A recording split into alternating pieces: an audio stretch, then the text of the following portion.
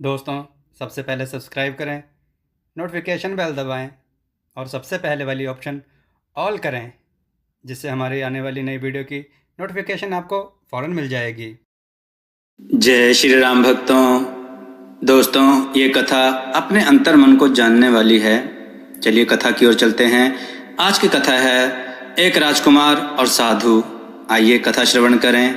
बहुत समय पहले की बात है। किसी राज्य में एक राजा ने अपने बेटे को अच्छा शासक बनाने के मकसद से एक साधु के पास भेजा। साधु ने कुछ दिन अपने साथ रखने के बाद युवराज को 1 साल के लिए जंगल में अकेले रहने भेज दिया। जब युवराज लौटे तो साधु ने पूछा, बताओ तुमने जंगल में क्या सुना?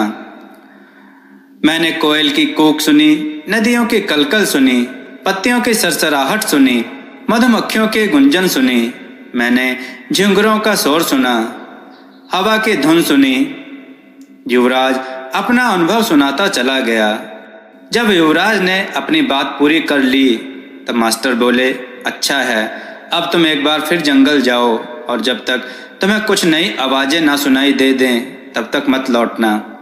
1 साल जंगल में बिताने के बाद युवराज अपने राज्य को लौटना चाहता था, पर साधु की बात को टाल नहीं सकता था, इसलिए वह बेमन ही जंगल की ओर बढ़ चला।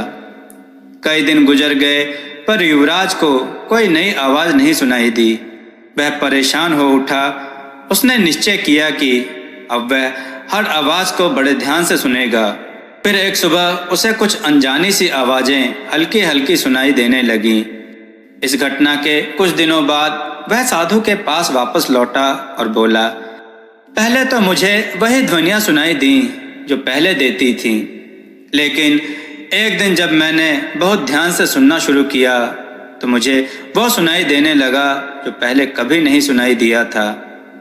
मुझे कलियों के खिलने की आवाज़ सुनाई देने लगी।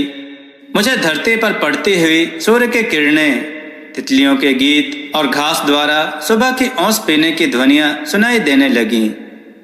यह सुनकर साधु खुश हो गए और मुस्कुराकर बोले, अनसुने को सुनने की क्षमता होना एक अच्छे राजा की निशानी है, क्योंकि जब कोई शासक अपने लोगों के दिल की बात सुनना सीख लेता है, बिना उसके बोले ही उनकी भावनाओं को समझ लेता है, जो दर्द बयां ना किया गया हो उसे समझ लेता है, अपने लोगों की अनकही शिकायतों को सुन लेता है, केवल वही अपनी प्रजा का विश्वास जीत सकता है, कुछ गलत होने पर उसे समझा सकता है और अपने नागरिकों की वास्तविक आवश्यकताओं की पूर्ति कर सकता है।